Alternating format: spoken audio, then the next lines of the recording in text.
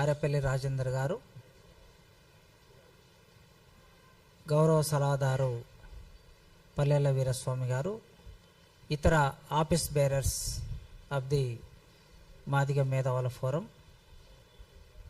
Print and electronic media మిత్రులు, మీ అందరికీ జైభీం. ఇవాల్టి ప్రెస్ మీట్లో ప్రధానంగా మేము మాట్లాడదలుచుకున్నది, సుప్రీంకోర్టు దళిత క్రిస్టియన్లకి ఎస్సీ హోదా వర్తించదు, వాళ్లకు రిజర్వేషన్ వర్తించదు అని తీర్పిచ్చింది.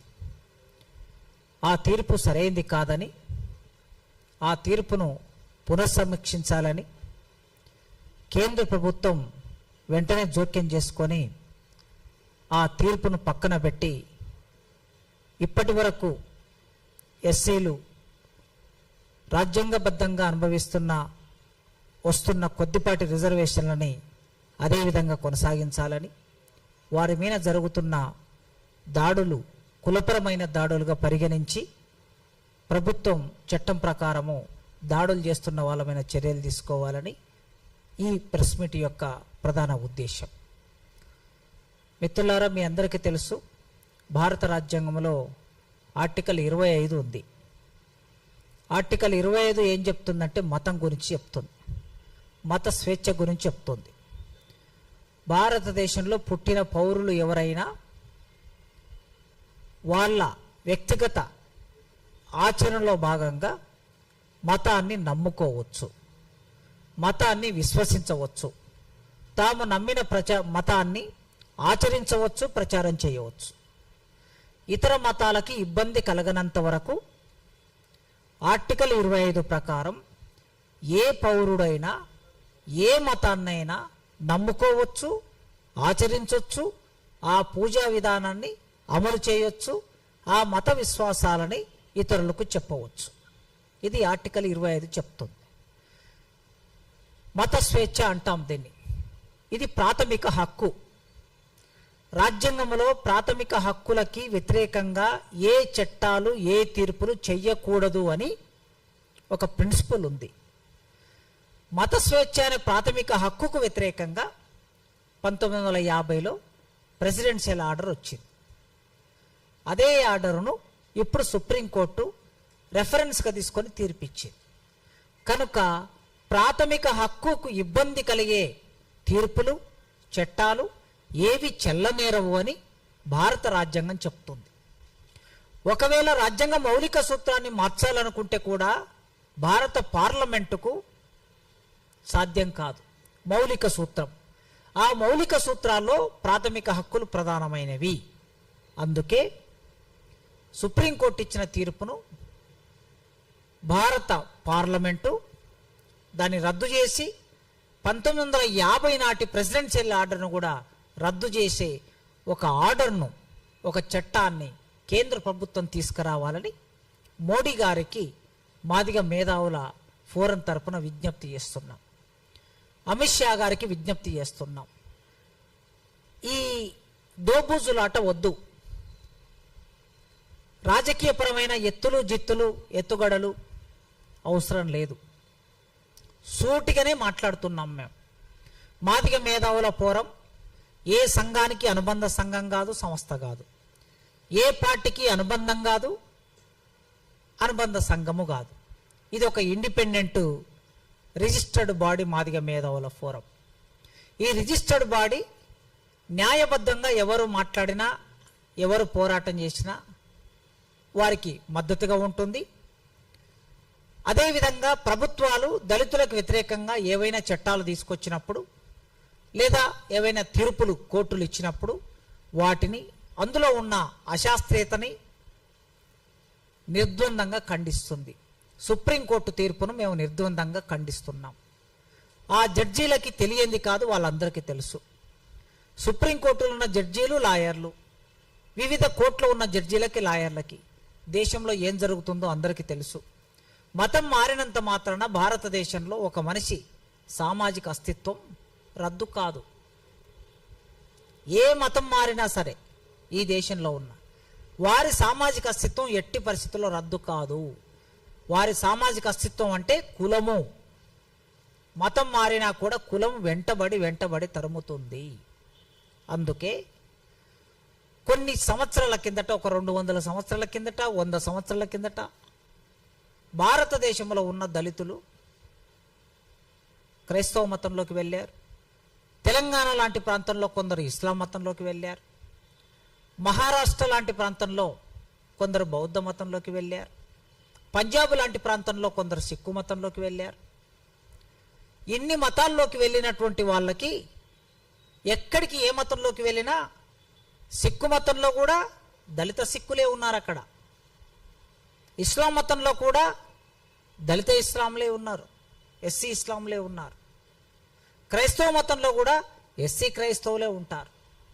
అందుకే కులము రద్దు కానంత కాలం రాజ్యాంగబద్ధంగా మనిషికి లభించే అన్ని హక్కులు తప్పనిసరిగా ఉండవలసిందే.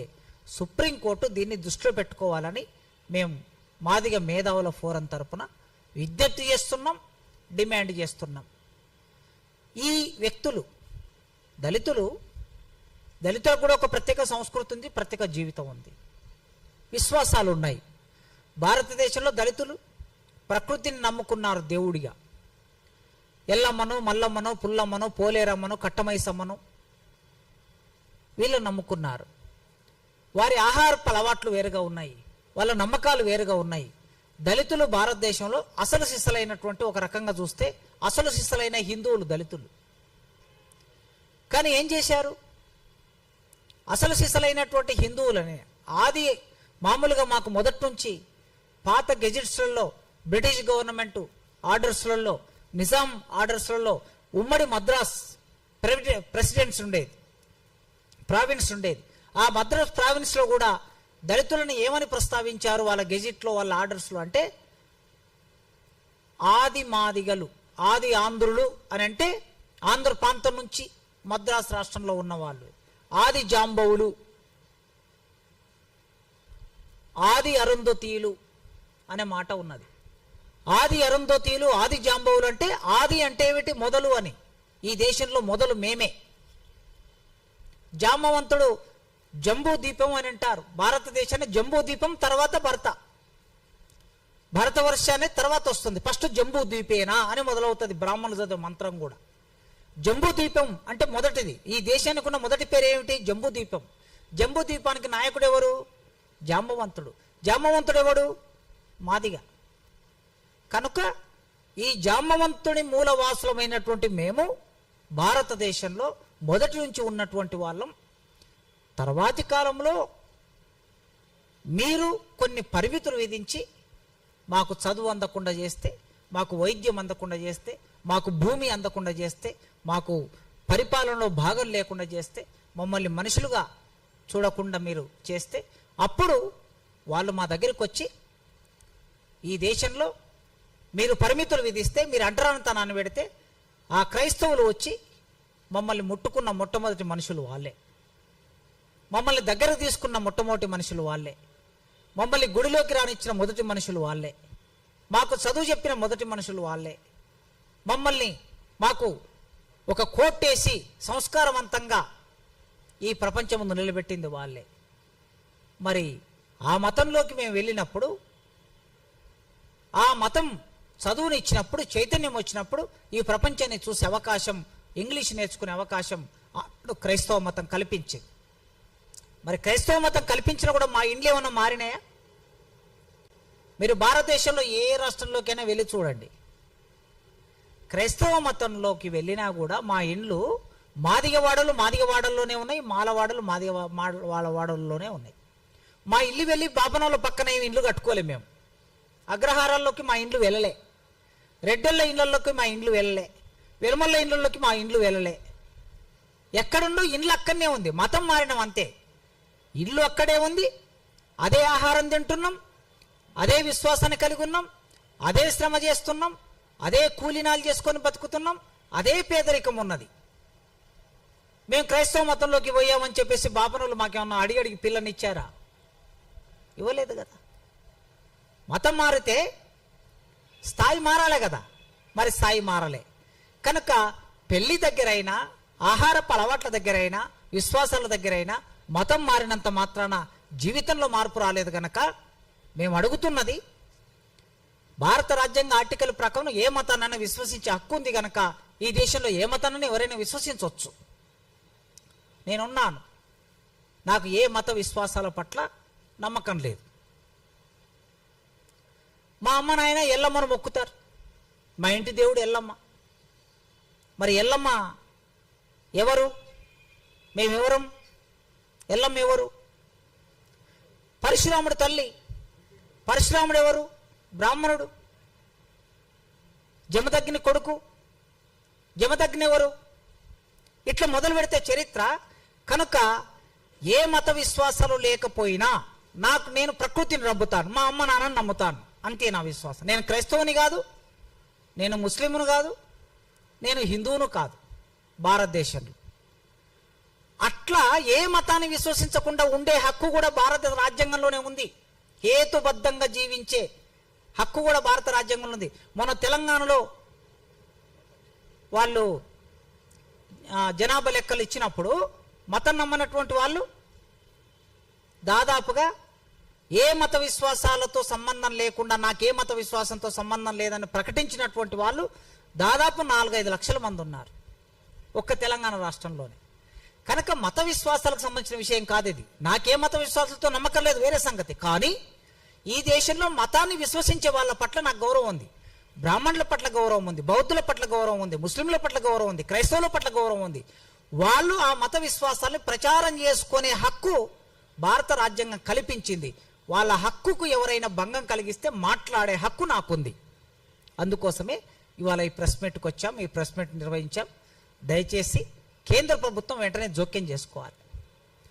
ఆనాడు సుప్రీంకోర్టు 2018లో ఎస్సీ ఎస్టీ అట్రాసిటీ చట్టంలో సెక్షన్ 18 తీసేసింది.